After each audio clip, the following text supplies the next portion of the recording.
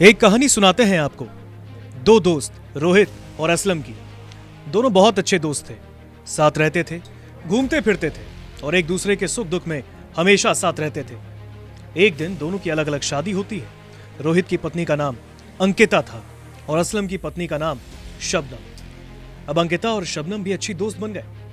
दोनों की जिंदगी में सब कुछ अच्छा चल रहा होता है, लेकिन कुछ वक्त बाद रोहित और असलम के वैवाहिक जीवन में खटास आ जाती है और दोनों दोस्त फैसला करते हैं कि वे अब कानूनन अपनी शादी को खत्म कर देंगे। रोहित ने अंकिता और असलम ने शबनम से तलाक लेने की अर्जी कोर्ट में डाली। केस चला और फैसला आया कि तलाक मंजूर हो गया है। सब खुश थे, लेकिन शबनम यहाँ पर दुखी थी। जब अंकिता ने शबनम से पूछा कि आखिरकार वो इतनी दुखी क्यों हैं, तो शबनम बोली कि मुझे डर लग रहा है। मैं इस पूरी दुनिया में अकेली हूँ। मेरे छोटे छोटे बच्चे हैं, उनका पालन पोषण आखिरकार कैसे होगा? ना मेरे पास नौकरी है, ना मेरे पास घर है, ना मेरे पास पैसा है, ना मेरे पास प्रॉपर्टी है। आखिरकार ये गुजारा होगा कैसे? मैं जीऊंगी कैसे अपने बच्चों के साथ?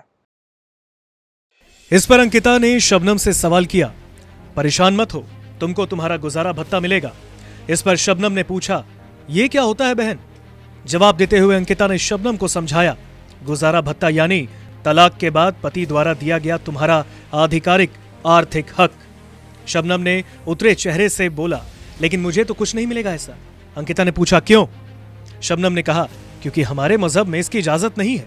हम औरतों को यह हक हमारे मजहब ने नहीं दिया। इसके बाद अंकिता ने शबनम को मुस्कुरा कर देखा और धीरे से कहा, तो फिर अपने हक के लिए लड़ो। दरअसल ये कहानी एकदम काल्पनिक है, लेकिन अब जो मैं आपको बताने वाली हूँ वो एकदम सच्ची कहानी है। ये कहानी इसी कहानी से जुड़ी हुई एक कहानी है। ये महिलाओं से जुड़ी हुई, समाज से जुड़ी हुई, आपसे और मुझसे जुड़ी हुई कहानी है। और आप सोचिए कितनी अजीब बात है कि एक ही संविधान, एक ही देश, उसकी छत्र छाया में अलग अलग वर्गों के लोग रहते हैं, लेकिन अलग अलग वर्गों के लिए अलग अलग कानून हैं। और ये सारे कानून उनके धर्म, उनके मजहब से जुड़े हुए हैं। वो इस देश में रहते तो हैं, लेकिन उसके बनाए हुए कानून मानते नहीं हैं।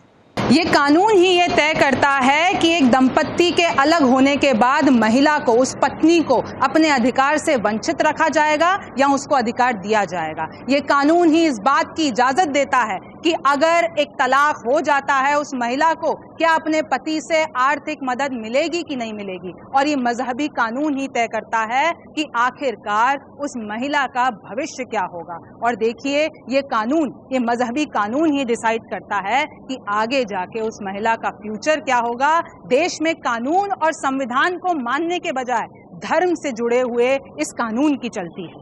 ऐसे में एक सीधा सवाल हमारा आपसे है, और वो ये है कि क्या किसी धर्म या मजहब का कानून हमारे महान देश के संविधान और देश के कानून से ऊपर है? जवाब है बिल्कुल नहीं। यह हिंदुस्तान है जनाब, संविधान से चलेगा, किसी मजहब और उसके कानून से नहीं। तारीख थी 10 जुलाई 2024। दिल्ली में देश की सर्वोच्च अदालत में एक याचिका पर सुनवाई हो रही थी। मामला था तलाकशुदा मुस्लिम महिलाओं के गुजारे भत्ते से जुड़ा और सामने थी जस्टिस बीवी नागरत्ना और जस्टिस ऑगस्टिन जॉर्ज मसीही की बेंच। सुनवाई पूरी हुई और कोर्ट ने जो फैसला सुनाया वो भारतीय न्याय व्यवस्था के इतिहास में स्वर्णिम अक्षरों में छप गया। मिठाइयां बटी, पटाखे फूटे, जज साहब की लंबी उम्र की दुआएं मांगी गई और मुस्लिम महिलाओं ने एक सुर में कहा, अब तो जज साहब ये फैसला कबूल है। जस्टिस बीवी नागरत्ना और जस्टिस ऑगस्टिन जॉर्ज मसीह ने ऐतिहासिक फैसला सुनाते हुए ये कहा, मुस्लिम महिलाएं भरण पोषण से संबंधित मामलों के लिए कानूनी अधिकार का इस्तेमाल कर सकती है। वो दंड प्रक्रिया संहिता की धारा 125 के तहत अपनी याचिका दायर कर सकती है। यानी अब मुस्लिम महिलाएं भी अपने पति से गुजारा भत्ता मांग सकती हैं। अपने फैसले में कोर्ट ने साफ रूप में कह दिया, धारा 125 के तहत यह फैसला हर धर्म की महिलाओं पर लागू होगा और मुस्लिम महिलाएं भी गुजारा भत्ता पाने की उतनी ही हकदार हैं जितना दूसरे धर्म की महिलाएं। जस्टिस नागरत्ना और जस्टिस मसीही की बेंच ने यह कहा, वह मुस्लिम महिला अधिनियम 1986 में सेक्युलर लॉ को दरकिनार नहीं कर सकता। इस खबर को देखते हुए आपके दिमाग में यह सवाल जरूर आ रहा होगा कि आखिर इस पूरे मामले में सीआरपीसी की धारा 125 की बात आखिर क्यों हो रही है। घबराइए मत, आप न्यूज़ 24 देख रहे हैं, यहाँ बात सिर्फ फैक्ट्स पर होती है। तो चलिए बिना किसी देरी से आपको बताते हैं क्या है सीआरपीसी की धारा 125। सीआरपीसी की धारा 125 के तहत कोई शादीशुदा युवक अपनी पत्नी, बच्चों और माता पिता को गुजारा भत्ता तभी दे सकता है जब उनके पास आजीविका का कोई साधन ना हो। अगर उनके पास आजीविका का कोई साधन उपलब्ध है या दूसरा पक्ष गुजारा भत्ता लेने से मना कर दे तो इस स्थिति में उन्हें गुजारा भत्ता देने की मनाही होती है। इस फैसले के बाद बहुत सारे सवाल हैं जो आपके मन में उठ रहे होंगे। उनमें से सबसे पहला तो ये कि क्या मुस्लिम महिलाओं को पहले गुजारा भत्ता नहीं मिलता था? तो चलिए इसके बारे में भी आपको बताते हैं। कई मामलों में तलाकशुदा मुस्लिम महिलाओं को गुजारा भत्ता नहीं मिल पाता है, और अगर मिलता भी है तो इद्दत के अनुसार। अब आप सोच रहे होंगे कि ये इद्दत क्या है। दरअसल इद्दत एक इस्लामी कानून है, जैसे दूसरे शब्दों में कहे ये एक तरह से वेटिंग पीरियड है। इद्दत की अवधि अलग अलग परिस्थितियों में अलग अलग होती है। इद्दत संयम की वो अवधि है जिसका पालन एक महिला को अपने शौहर यानी पति के इंतकाल या तलाक के बाद करना होता है। इद्दत के दौरान वो महिला किसी अन्य पुरुष से निकाह नहीं कर सकती। इस पूरे मामले में सुप्रीम कोर्ट ने हस्तक्षेप कर मुस्लिम महिलाओं के लिए गुजारा भत्ता देने का रास्ता साफ कर दिया। तो ये तो हो गई पूरी खबर। अब आपको बताते हैं कि आखिर कहां से हुई थी इस मामले की शुरुआत। ये पूरा मामला अब्दुल समद नाम के व्यक्ति से जुड़ा है। अब्दुल समद को हैदराबाद की परिवार अदालत ने उसकी पत्नी को अंतरिम गुजारे भत्ते के लिए हर महीने 20,000 रुपए की रकम देने का आदेश दिया। इस आदेश के विरोध में अब्दुल समद ने तेलंगाना हाईकोर्ट का रुख किया। हाईकोर्ट ने फैसला सुनाते हुए गुजारे भत्ते की राशि हर महीने 20,000 रुपए से घटाकर 10,000 रुपए कर दी। इसके बाद अब्दुल ने सुप्रीम कोर्ट में याचिका दाखिल की। अब्दुल ने अपनी याचिका में कहा उनकी पत्नी सीआरपीसी की धारा 125 के अंतर्गत उनसे गुजारा भत्ता मांगने की हकदार नहीं है। महिला को मुस्लिम महिला अधिनियम 1986 के अनुरूप ही चलना होगा। कोर्ट के सामने पहुंचे इस मामले में सबसे बड़ा सवाल था कि वो किसे प्राथमिकता दे। एक तरफ था 1986 का मुस्लिम महिला अधिनियम और दूसरी ओर सीआरपीसी की धारा 125। आखिर में अपने फैसले में कोर्ट ने सीआरपीसी की धारा 125 को प्राथमिकता दी। अब आप सोच रहे होंगे कि धारा 125 तो आपके समझ में आ गई, लेकिन ये मुस्लिम महिला अधिनियम 1986 क्या है? तो चलिए आपको आसान शब्दों में बताते हैं। मुस्लिम महिला अधिनियम को जानने से पहले आपको शाहबानो केस पर एक नजर डाल लेना चाहिए। शाहबानो 1985 का वही केस है जिसमें इंदौर की एक तलाकशुदा मुस्लिम महिला शाहबानो ने गुजारा भत्ता हासिल करने के लिए देश की सर्वोच्च अदालत का दरवाजा खटखटाया। सुप्रीम कोर्ट ने शाहबानो के पक्ष में फैसला सुनाते हुए उनके पति मोहम्मद अहमद खान को सीआरपीसी की धारा 125 के तहत गुजारा भत्ता देने का आदेश दिया। शाहबानो मामले में कोर्ट ने सर्वसम्मति से यह माना कि एक पति का दायित्व पत्नी के मामले में किसी भी पर्सनल लॉ के अस्तित्व से प्रभावित नहीं होगा और सीआरपीसी 1973 की धारा 125 के तहत भरण पोषण मांगने का स्वतंत्र विकल्प हमेशा उपलब्ध रहेगा। और अगर तलाकशुदा पत्नी द्वारा मांगी जा रही भरण पोषण राशि के संबंध में धर्मनिरपेक्ष और पर्सनल लॉ के प्रावधानों के बीच कोई टकराव की स्थिति है तो भी सीआरपीसी की धारा 125 का पलड़ा भारी रहेगा। जिसके बाद इसकी काट के लिए तत्कालीन राजीव गांधी सरकार मुस्लिम महिला कानून 1986 लेकर आई। ये कानून उन मुस्लिम महिलाओं के अधिकारों की रक्षा के लिए बनाया गया जिन्हें या तो उनके पतियों ने तलाक दे दिया या जिन्होंने अपने पतियों से तलाक ले लिया। यह अधिनियम मुस्लिम महिलाओं के अधिकारों की सुरक्षा से जुड़े या उससे संबंधित मामलों के लिए प्रावधान तय करता है। मुस्लिम महिला अधिनियम के तहत एक तलाकशुदा मुस्लिम महिला अपने पूर्व पति से उचित और न्याय संगत भरण पोषण पाने की हकदार है, जिसका भुगतान इद्दत की अवधि के भीतर किया जाना चाहिए। अच्छा, यहाँ पर आपको फिर बता दें, इद्दत एक अवधि है जो आमतौर पर 3 महीने की होती है।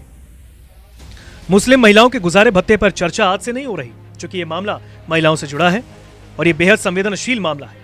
ऐसे में कोर्ट के द्वारा की गई टिप्पणियां ये दर्शाती हैं कि इस विषय पर आज भी समाधान की जरूरत है।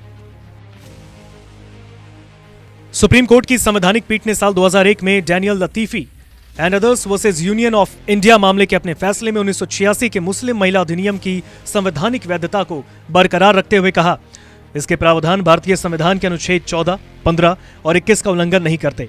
इसने मुस्लिम महिलाओं को इद्दत अवधि के बाद पुनर्विवाह करने तक भरण पोषण प्राप्त करने का अधिकार प्रदान किया है। 2009 के शबाना बानो वर्सेस इमरान खान केस और 2014 के शमीम बानो बनाम अशरफ खान केस में भी सुप्रीम कोर्ट ने कहा, मुस्लिम महिला तलाक के बाद भी अपने पति से गुजारा भत्ता पाने की हकदार है और मजिस्ट्रेट की अदालत के सामने इसके लिए आवेदन कर सकती है। कोर्ट ने इस बात पर जोर दिया कि ये पति की जिम्मेदारी है कि वह इद्दत अवधि के बाद भी तलाकशुदा पत्नी के भविष्य के लिए गुजारा भत्ता सहित उचित व्यवस्था करे। इन फैसलों ने इस सिद्धांत की आधिकारिक तौर पर पुष्टि की। इन मामलों में सीआरपीसी का प्रावधान धर्म के बावजूद भी लागू होता है। तो ये थी सुप्रीम कोर्ट में हुई सुनवाई की पूरी कहानी। लेकिन इस मामले में जो नाम सबसे ज्यादा चौंकाने वाला है वो है जस्टिस बीवी नागरत्ना का। ये वही नाम है जो 25 सितंबर 2027 को देश के 54वें चीफ जस्टिस के रूप में कार्यभार संभालेंगी। जस्टिस नागरत्ना भले ही सिर्फ 36 दिन इस पद पर रहे, लेकिन महिलाओं से जुड़े मामलों पर उनके द्वारा की गई संवेदनशील टिप्पणियां दर्शाती हैं कि उन्होंने महिलाओं के दर्द को देखा, महसूस किया और सीधे शब्दों में कह दिया, ये देश है, संविधान से चलेगा।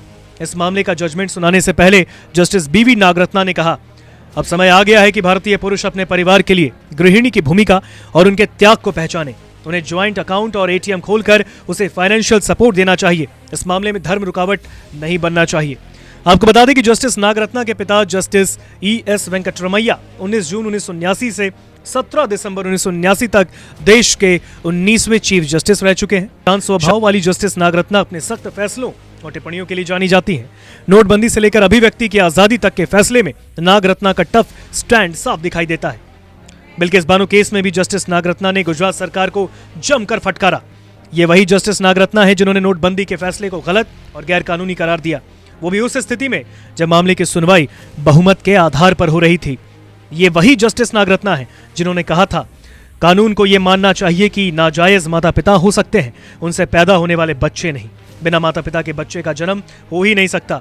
वैध विवाह के इतर पैदा हुए बच्चों को किस तरह की सामाजिक सुरक्षा दी जा सकती है, हमें इस पर सोचना चाहिए। ये वही जस्टिस नागरत्ना है जिन्होंने कहा था, अभद्र भाषा का इस्तेमाल संविधान के मूलभूत मूल्यों पर प्रहार के समान होता है।